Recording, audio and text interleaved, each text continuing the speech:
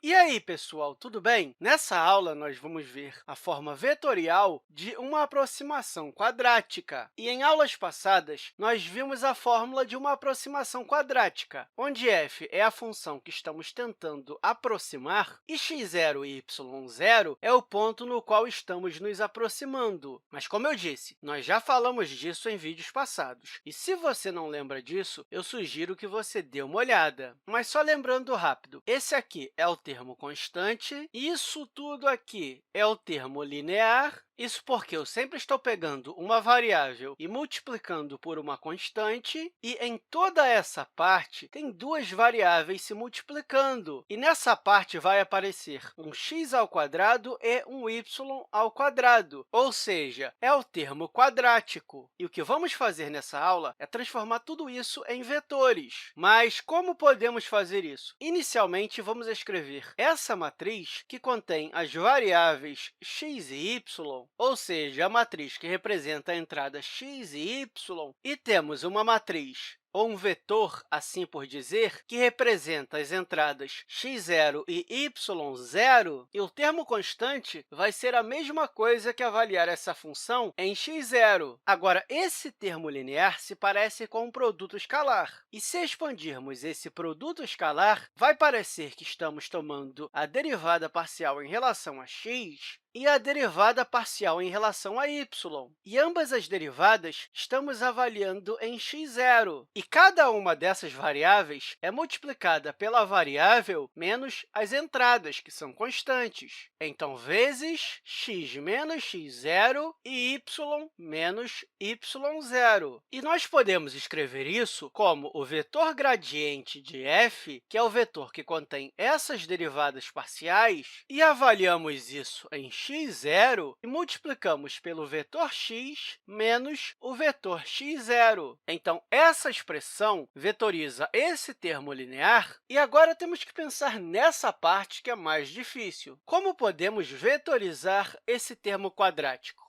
No vídeo passado, nós vimos como fazer isso. Nós escrevemos uma matriz com os termos constantes, e o primeiro é meio, que multiplica a segunda derivada em relação a x. Então, meio que multiplica a segunda derivada em relação a x. E, claro, fica subentendido que estamos avaliando isso no ponto x0 e y0. Na outra parte da diagonal, nós colocamos a derivada de segunda ordem em relação a y, então multiplicamos por essa constante, mas meio que esse termo se separa em dois componentes diferentes. Se você lembrar da aula anterior, nós vimos algo parecido com um a, um 2b e um c, e quando resolvermos, vamos ficar com meio que multiplica a derivada em relação a y em relação a x, e aqui também. E multiplicamos isso pelo quê? Bem, no primeiro componente, nós queremos que apareça um quadrado aqui. E, para isso, temos que colocar um x menos um x0.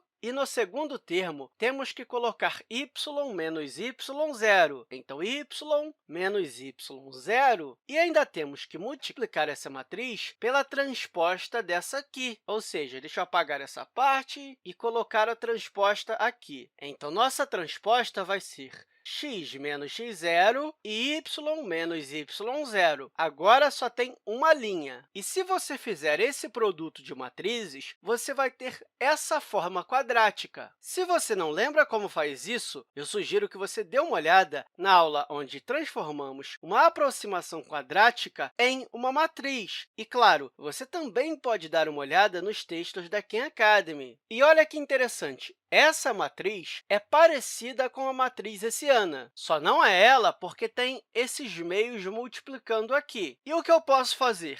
Eu posso colocar esse escalar para frente da matriz e, ao invés de eu escrever tudo isso, eu coloco um h de f, que é a representação da matriz hessiana. E lembre-se, cada um desses termos está avaliado em x0 e y0, que eu não escrevi, lembra? Então, eu posso colocar aqui avaliado em x0, já que o x0 vai dar um valor de y0. E ainda temos que colocar o lado direito, que podemos representar como x menos x0. E temos a mesma coisa aqui à esquerda. Deixa eu apagar esse meio e colocar aqui. Então, meio que multiplica x menos x0. Claro, lembrando que essa aqui é transposta, tá? Portanto, esse aqui é o termo quadrático, e podemos representar a aproximação quadrática como o quê? De uma função f tendo como entrada vetorial, que é igual à função sendo avaliada em x0, mais o vetor gradiente da função em x0, que multiplica x menos x0, ou seja, um produto vetorial, mais meio que multiplica x menos x0, ou seja, a transposta de uma matriz, e multiplica a hessiana da função em x0 vezes x menos x0. Essa aqui é a forma vetorial da aproximação quadrática, e o interessante é que agora só precisamos de uma entrada. Isso porque se trata de um vetor, e aí pode ter uma, duas, três, quatro, 100 variáveis, mas fica muito mais fácil representar assim. E eu espero que essa aula tenha te ajudado, e até a próxima, pessoal!